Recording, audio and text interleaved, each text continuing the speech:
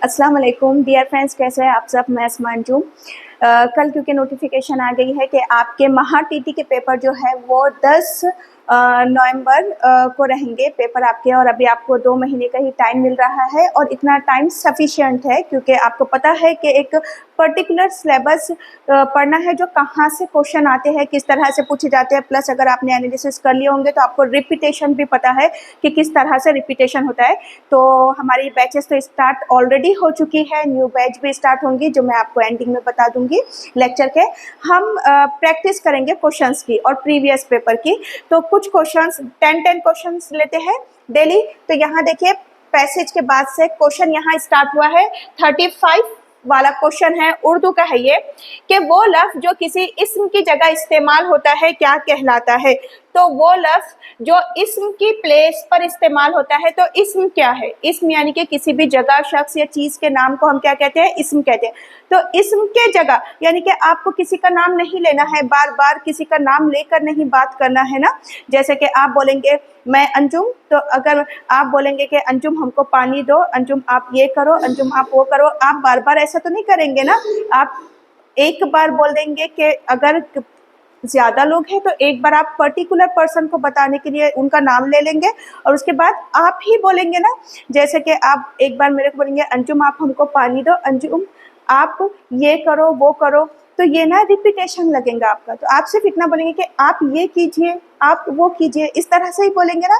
तो इसम की जगह पर हम क्या करते हैं, नाम बार बार लेने के बदले हम जो लफ्ज का इस्तेमाल करते हैं उसे ज़मीर कहते हैं, प्रोनाउन कहते हैं। जैसे कि आप, तुम, हम, मैं, वो। अब ज़मीर इशारा उसका, उसकी, उनका, उनकी, ठीक है। तो इसम की जगह इस्तेमाल होने वाला लफ्ज क्या कहलाता है, ज़मीर कहलाता है, प्रोनाउन कहलाता है। इसम नाउन है और ये क्या है, प्रोनाउन है, प्रोनाउन कहलाता है। तो आंसर होगा option number first. Next question है, जमाले अमजद किसकी स्वान है उमरी है। ये किसकी स्वान उमरी है, किसके लिए लिखी गई है। तो अमजद, तो स्वान अमजद ये अमजद हैदराबादी की है।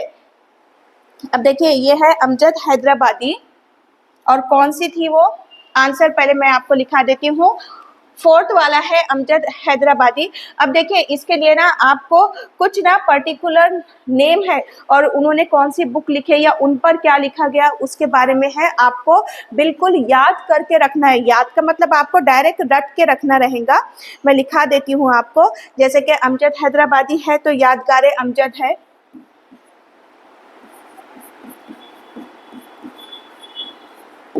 यादगार अमजद है, और उसके अमजद इस्लाम है, ठीक। तो आपको क्या करना है, ये इस तरह से कुछ चीज़ें याद करके रखना है। इसके अलावा कुछ और चीज़ें भी है, जैसे कि एक इस्माइल मीरती है तो उन्होंने दिए थे चांद में परिया बच्चों के लिए। तो ये बहुत सारी जो चीज़ें हैं, जो पर्टिकुलर चीज़ें ना आपको याद करके रखना पड़ती है, जो हम क्लास में आपको सारी चीज़ें बता देंगे। अब चलिए नेक्स्ट क्वेश्चन पे चलते हैं। 30 परवाने शमए रिसालत के किसकी तसनीफ है, यानी कि किसने लिखे हुए हैं ये 30 परवाने शमए रिसालत किसकी तसनीफ है। तो ये तसनीफ है इंतज़ार हाशिम हाजमी, ये है पतरस बुखारी की, नहीं तालिब हाशमी की है ये। 30 परवाने शमए रिसालत ये है तालिब हाशमी की है ये तसनीफ, ये उनकी लिखी हुई है। और उन्होंने कौन कौन सी चीज़ें लिखे हैं वो मैं आपको लिखा देती हूँ यहाँ पे। बाकी ना हमारी बैचेस में ऑलरेडी ये सारी चीज़ आपको बता दी जाती है। अब और उन्होंने क्या लिखे है, अब इसके अलावा भी आपको नाम बोला जा सकता है। तो तज़किरे सहाबिया,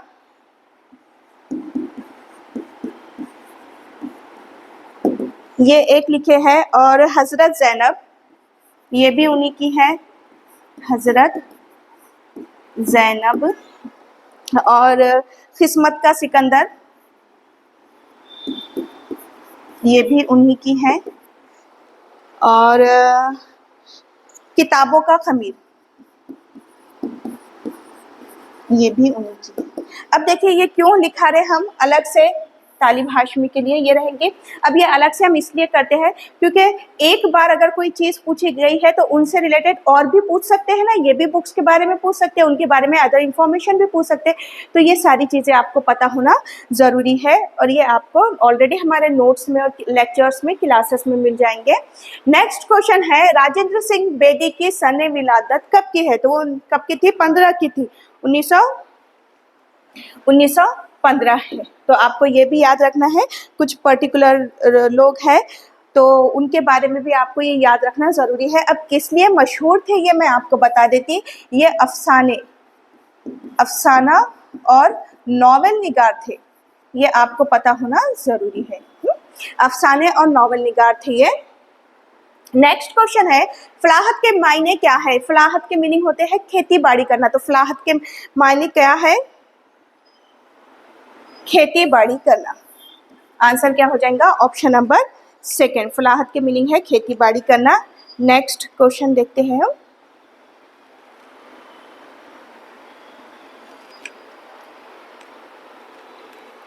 नज़ीर अकबर आबादी का असली नाम बताइए। तो वो उनका असली नाम क्या है? वली मोहम्मद उनका असल नाम था। नज़ीर अकबर आबादी का असल नाम था वली मोहम्मद। और क्या कहा जाता है इन्हें? तो हिंदुस्तानी या अवामी शायर भी कहा जाता है। एडिशनल इंफॉर्मेशन आपको पता होना चाहिए। और इन्हें कहा जाता है हिंदुस्तानी या फिर अवामी शायर भी कहा जाता है। किसे? नज़ीर अकबर आबादी को। और उन्होंने लिखे क्या थे? कलियात नज़ीर लिखे थे। जो फेमस होती है ना चीज लिखी हुई, तो वो आपको पता होना जरूरी है। नेक्स्ट क्वेश्चन है, शहरयार को कौन सा इनाम मिला था? तो उन्हें क्या मिला था? ज्ञानपीठ अवार्ड मिला था, है ना। शहरयार को क्या मिला था? ज्ञानपीठ अवार्ड से उन्हें नवाजा गया था। ठीक है, अब ये अवार्ड किसको कौन सा मिला था ये तो आपको रटने वाला, देखिए कुछ चीजें ऐसी है जो आपको ना रटना रहेंगी कि अवार्ड किसको मिला था, अदर नेम क्या मिला था, लक़ब क्या दिया गया था, तो ये तो आपका रटने वाला पार्ट है। शम्सुल उलमा किसे कहा जाता है? तो अल्ताफ हुसैन हाली को कहा जाता है ना। तो शम्सुल उलमा किसे कहा जाता है? आंसर रहेगा हमारा अल्ताफ हुसैन हाली। अब इनके बारे में अदर सारी चीज़ें आपको पता होना ज़रूरी है। तो हर एक के लिए है वो सारी की सारी चीज़ें ना आपको थोड़ा सा याद करके रखना रहेंगी। अल्ताफ हुसैन हाली हमारा राइट आंसर है। नेक्स्ट है, हाकिम की जमा क्या होती है? हक्काम। हाकिम की जमा हो जाएंगी हक्काम। ये वोकैबुलरी वाली चीज़ें हैं, फटाफट आपको रटना रहेंगी समझ के। इफरात की जिद अगर हम देखो तो वो हो जाएंगी कमियाब, कमी का होना, है ना। और मुरब्बी किस तानीस बोला गया है? तानीस, तस्कीर व तानीस पे क्वेश्चन है। तस्कीर व तानीस, तस्कीर व तानीस क्या होता है? मुज़क्कर और मोन्नस, मुज़क्कर और मोन्नस, है ना। तो तानीस मुरब्बी, तो उसका तस्कीर क्या लेंगे हम? मुरब्बा। तो आंसर क्या हो जाएगा? Option number first.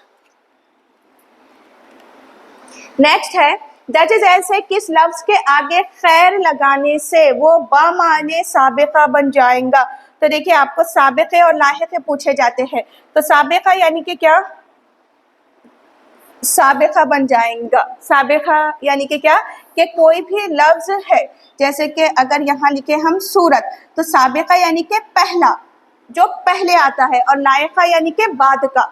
तो साबिका यानी कि पहले, तो पहले क्या लगेगा? अगर मैं यहाँ इसको लिखूँ खूब, तो क्या बन गया? खूबसूरत। तो ये एक बामाने लफ्ज बन गया ना। और कब बना?